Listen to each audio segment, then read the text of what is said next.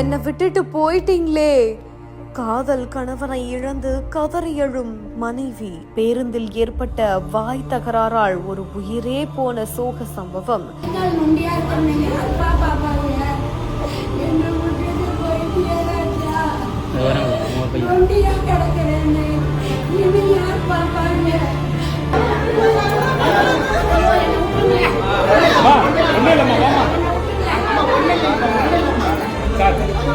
சென்னை தாம்பரம் அடுத்த படப்பை சர்பனஞ்சேரி பகுதியை சேர்ந்த சந்திரசேகரன் அப்படின்றவர் கூடுவாஞ்சேரியிலிருந்து வடபழனி நோக்கி அரசு பேருந்துல பயணம் செஞ்சுக்கிட்டு இருக்கும் பொழுது தாம்பரம் பேருந்து நிறுத்தத்துல ஏறிய நபர் ஒருத்தவர் பேருந்தோட எல்இடியில என்ன போட்டிருக்கு அப்படின்னு கேட்க, அதற்கு அந்த முதியவர் பாத்தீங்கன்னா கண்டக்டர் கிட்ட கேட்டுக்கோங்க, எனக்கு தெரியாது அப்படின்ற மாதிரி சொல்லியிருக்காங்களாம்.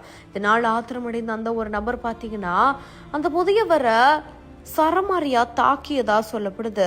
அவரோட கழுத்தை பிடிச்சிட்டு அவரோட மார்பக பகுதியிலேயே அதிவேகமா குத்தியதாகவும் இதனால சட்டுன்னு அவர் பேருந்திலேயே மயக்கம் போட்டதாகவும் தெரிய வருது.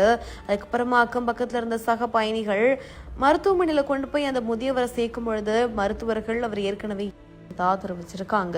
விசாரணையின் மூலமா அந்த ஒரு நபர் விழுப்புரம் மாவட்டத்தை சேர்ந்த 25 வயதான அமர்நாத் அப்படின்றது தெரிய வருது. இந்த ஒரு சம்பவம் அந்த பகுதியில் பெரும் சோகத்தை ஏற்படுத்தி இருக்குது. தன்னோட காதல் கணவனை இழந்து கதறி அழக்கூடிய மனைவியோட காட்சிகளும் வெளியாகி சோகத்தை ஏற்படுத்தி இருக்குது.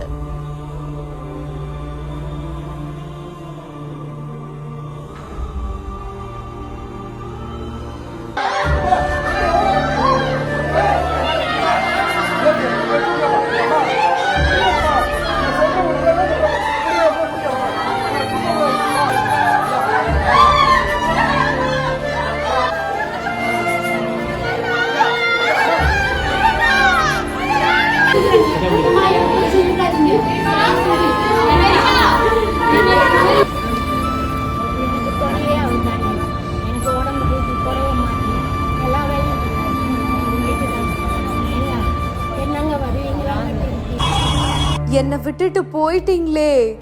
காதல் கணவனை இழந்து கதறி எழும் மனைவி. பேருந்தில் ஏற்பட்ட வாய் தகராறால் ஒரு உயிரே போன சோக சம்பவம்.